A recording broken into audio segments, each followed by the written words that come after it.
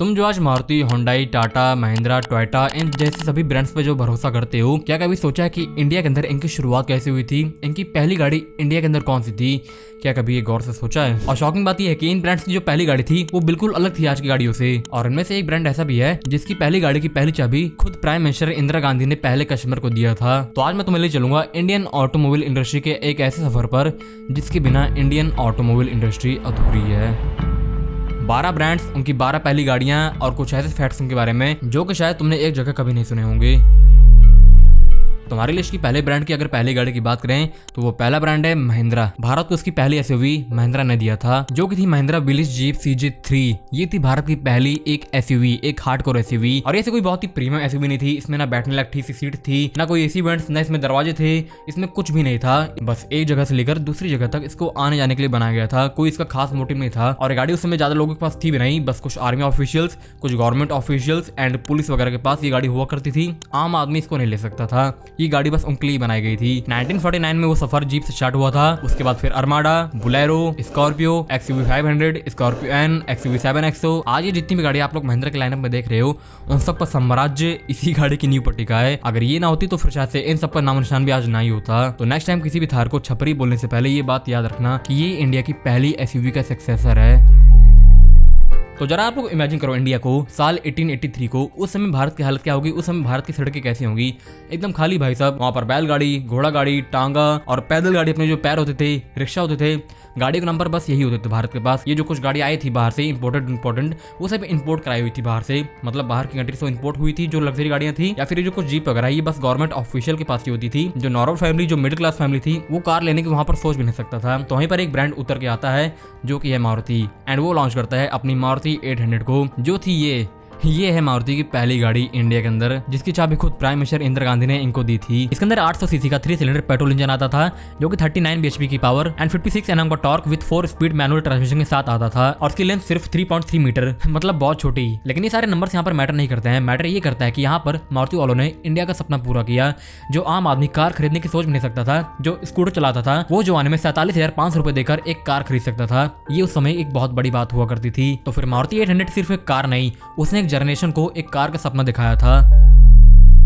1991 वो साल था जब इंडिया ने अपने सारे दरवाजे ग्लोबल ब्रांड्स के लिए खोल दिए थे। और इसी साल एक कंपनी थी टेल्को नाम की, जो कि सिर्फ ट्रक या फिर कमर्शियल व्हीकल्स ही बनाती थी। उन्होंने अनाउंस किया अपना पहला पैसेंजर व्हीकल। उसके लिए पहले तो उन्होंने अपने ब्रांड का नाम चेंज किया, टेल्को से टाटा। और फिर वहां पर लॉन्च होती है the legendary Tata Sierra. Tata ने इसके अंदर अपना 1900 सीसी का 4 सिलेंडर डीजल इंजन दिया था। 68 हॉर्स पावर एंड 137 Nm का टॉर्क आता था उस समय इसके अंदर। और फीचर्स यहाँ पर उस जमाने में इसके अंदर वो फीचर्स आते थे जो कि कोई भी ब्रांड्स, एक अच्छी खासी लग्जरी ब्रांड्स भी उस समय वो फीचर नहीं दे पाते थे। टाटा नेक्सॉन, टाटा हैरे, टाटा सफारी, टाटा हैरे रिवी, ये सारी गाड़ी जो बिक पा रही है, जो चल पा रही है, सिर्फ इसी गाड़ी के कारण। स्टार्टिंग इसी ने किया था, तब जाकर आज ये सब है। अगर इसने स्टार्टिंग ना किया होता तो फिर आज ये सब भी ना होती।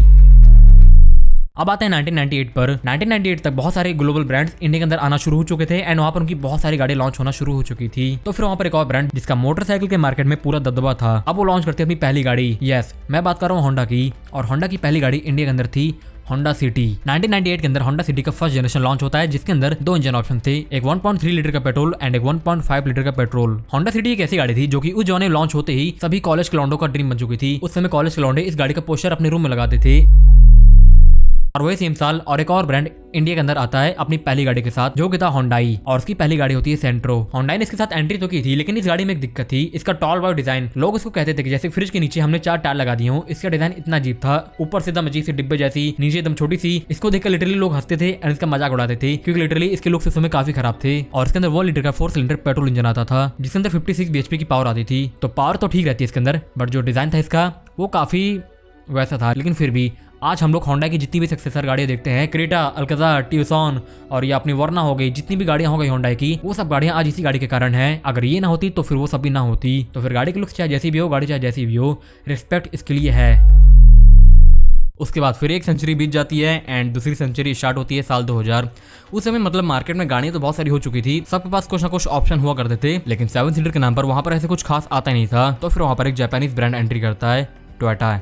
वो लॉन्च करता है अपनी टोयोटा कॉलेज को। यस, अपनी वही लेजेंडरी टोयोटा कॉलेज जिसके अंदर आप लोग शायद से बचपन में बारात गए होगे, होप गई होगी, मैं तो बहुत बार गया हूँ आई थिंक। नहीं यार वो तो टवेरा थी, ये नहीं थी।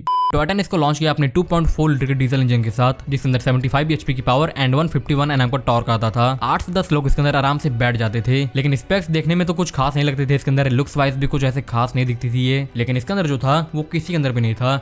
बुलेट प्रूफ रिलायबिलिटी, कभी ना खराब होने वाली गाड़ी, चाहे लाखों किलोमीटर चलाओ कभी ब्रेक नहीं होगी। और इसी गाड़ी ने टोयोटा को फेमस किया अनबीटेबल रिलायबिलिटी के लिए। कॉलिस ने वो रास्ता बनाया जिसके ऊपर आज इनोवा चल रही है।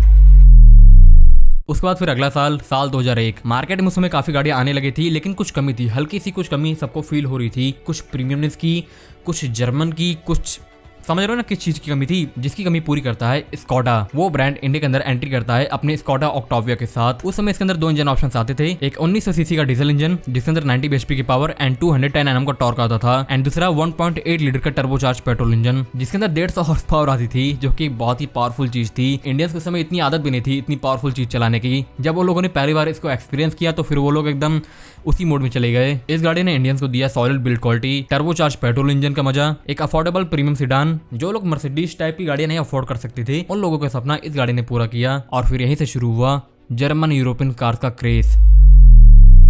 उसके बाद साल 2004, मेरा जन्म का ईयर, उस साल में पैदा हुआ था। उस साल आता है इंडिया के अंदर एक और ब्रांड निसान, और वो अपनी पहली गाड़ी लॉन्च करता है निसान एक्सटेल को। और यही इनकी सबसे बड़ी गलती थी। मतलब भाई साहब ये लोग फॉर्च्यूनर लेवल की गाड़ी से उस समय इंडिया के अंदर स्टार्टिंग करते हैं, जहां पर उस समय सब लोग इतना अमीर भी नहीं थे और ये एकदम नया ब्रांड था, तो फिर इसके ऊपर किसी को ऐसे खास कुछ भरोसा भी नहीं था। तो फिर भाई साहब इसको कौन ही लेता उस समय। भले इसके अंदर 2200 सीसी का डीजल इंजन आता था जिसके अंदर पावर भी आपको अच्छी खासी मिल जाती थी, 4x4 सिस्टम मिल जाता था, लेकिन फिर भी इंडिया के अंदर स्टार्टिंग में इसका मामला नहीं टिक पाता। और यही थी निसान की पहली गाड़ी इंडिया के अंदर।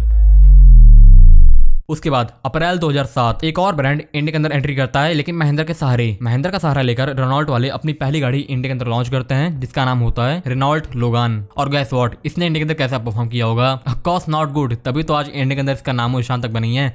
और बहुत सारे लोग मुझे पता है कि ऐसे भी होंगे जो कि इसका नाम भी पहली बार सुन रहे होंगे, लोगान, लगान, ये कौन सी गाड़ी है? लेकिन ये भी एक गाड़ी थी, रेनॉल्ट ने इसी से स्टार्टिंग की थी इंडिया के अंदर। इंजन वगैरह सब कुछ इसके अंदर ठीक मिल जाते थे, पावर वगैरह भी ठीक ठाक थी, फीचर्स वाइज भी गाड़ी अच्छी खासी थी। लेकिन जो इसके बाहर के लुक्स थे वो समय इंडियंस को काफी मतलब हद से ज्यादा खराब लग रहे थे। कोई भी इसको खरीदना नहीं चाहता था क्योंकि भाई साहब इसके लुक्स इतनी खराब थे उस समय। तो फिर स्टार्टिंग तो लोगों ने इसी से की, जो कि कुछ खास ऐसे चला नहीं। लेकिन उसके कुछ सालों बाद रेनॉल्ट वाले लॉन्च करते हैं एक ऐसी गाड़ी, एक ऐसा सेगमेंट जो कि आगे चल के और आज इंडिया के अंदर एकदम टॉप पर बैठा हुआ है एसयूवी के मामले में। लेकिन वो तो अलग बात है, हम यहाँ पर पहली गाड़ी की बात कर रहे हैं और रेनॉल्ट की पहली गाड़ी यहाँ पर लोगान थी। उसके बाद वही सेम ईयर साल 2007 में एक और ब्रांड एंट्री करता है जो कि कर ही चुका था, वॉल्क्सवैगन। उसने अपनी पसाट के साथ इंडिया में एंट्री ली। और भाई साहब ये एक बहुत ही प्रीमियम गाड़ी थी। इसके अंदर आपको बहुत ही पावरफुल इंजन मिल जाता था, 2000 सीसी का टर्बो डीजल इंजन जिसके अंदर 141 bhp की पावर एंड 350 Nm का टॉर्क आता था उस समय। और यही वो पहली गाड़ी है जिसकी वॉल्क्सवैगन ने इंडिया के अंदर लोकल असेंबली स्टार्ट की थी। इसके अंदर आपको multiple airbags, ABS, EBD, automatic cruise control जैसे बहुत सारे फीचर्स मिल जाते थे। और ये गाड़ी एक ऐसे ऑप्शन में लॉन्च हुई थी जिसके पास पैसे मतलब ठीक ठाक थे, लेकिन उसके पास ऐसे कुछ ज्यादा खास ऑप्शन नहीं थे, तो फ्री गाड़ी उनके लिए बनी थी। अगर आपके पास ठीक ठाक पैसे हैं तो फिर आप लोग लगाओ उसके ऊपर। ये लोग आपको भरोसा देते हैं कि ये आपके पैसे वेस्ट नहीं होने देंगे, एंड ऑफ कोर्स इन्होंने वेस्ट नहीं होने दिया। लेकिन फिर भी ये ऐसे कुछ खास चली नहीं। इसके बाद ऑफ कोर्स इन्होंने अपने कुछ और खास प्रोडक्ट लॉन्च किए जो कि इंडिया के अंदर एकदम धूम मचा दिए थे, पोलो, वेंटो एंड आज के दौर में टीगवान, टीगोन एंड वर्टस। ये सब गाड़ियां भी आज इसी गाड़ी के ही कारण टिकी हैं क्योंकि इंडिया के अंदर स्टार्टिंग इसी गाड़ी ने की थी। उसके बाद साल 2007 से हम लोग डायरेक्ट कूदते हैं साल 2019 में। उसके बीच में कोई भी ब्रांड इंडिया के अंदर आने की हिम्मत नहीं किया था, एंड कुछ आए भी थे जो कि कुछ खास ऐसे चले नहीं, वो सब चले ही गए। एंड एक ब्रांड हिम्मत करके आता है एंड जो कि धूम मचाता है, MG वाले अपनी हेक्टर के साथ इंडिया के अंदर एंट्री करते हैं। एंड भाई साहब वो जो उस समय करते हैं वो आई डोंट थिंक सो कि आप लोग भूले होंगे। फीचर्स का असली मतलब हमने उसी गाड़ी से सीखा था। वॉइस कमांड से सनरूफ खुल जाना, शीशे खुल जाना, गाड़ी का अच्छी खासे कंट्रोल हम लोग वॉइस कमांड से कर सकते थे, बड़ी स्क्रीन, इंजन ऑप्शन भी अच्छे खासे मिल जाते थे। तो फिर इस गाड़ी ने भी इंडिया के अंदर एक रेवोल्यूशन स्टार्ट किया था। एंड सेम उसी साल एक और ब्रांड इंडिया के अंदर आता है जो कि भाई साहब जो फटा मतलब आज तक रिकॉर्ड है इंडियन हिस्ट्री का कि आज तक कोई भी नया ब्रांड इतनी तेजी से वायरल नहीं हुआ। होंडा के साथ एक और ब्रांड एंट्री लेता है सेम साल जो कि था किया, एंड उसने अपनी सेल्टॉस के साथ इंडिया के अंदर एंट्री ली थी। एंड भाई साहब मुझे बताने की जरूरत नहीं है यहाँ पर कि सेल्टॉस ने क्या किया था एंड सेल्टॉस ने अभी तक क्या किया है इंडिया के अंदर। तो फ्री थे टॉप ब्रांड्स एंड ये थी इनकी पहली गाड़ियां जिसके साथ उन्होंने इंडिया के अंदर पहली एंट्री ली थी। वो दौर था जहां पर गाड़ी के अंदर दरवाजे में नहीं हुआ करते थे, स्टीयरिंग व्हील पर कोई बटन नहीं, सिंपल था। उसके बाद थोड़े बहुत बटन स्टार्ट हुए, दौर बदला। उसके बाद आज के दौर में आप लोग देख सकते हो ये इंडियन ऑटोमोबाइल इंडस्ट्री का 70 साल का इवोल्यूशन था। तो फिर होप आपको ये वीडियो पसंद आई होगी एंड लाइक कर दो, सब्सक्राइब कर दो एंड कॉमेंट्स में अपना ओपिनियन बताना कि आपका फेवरेट ब्रांड इसमें से कौन सा है। हम मिलते हैं फिर से नेक्स्ट वीडियो में, तब तक के लिए बाय, स्टे सेफ।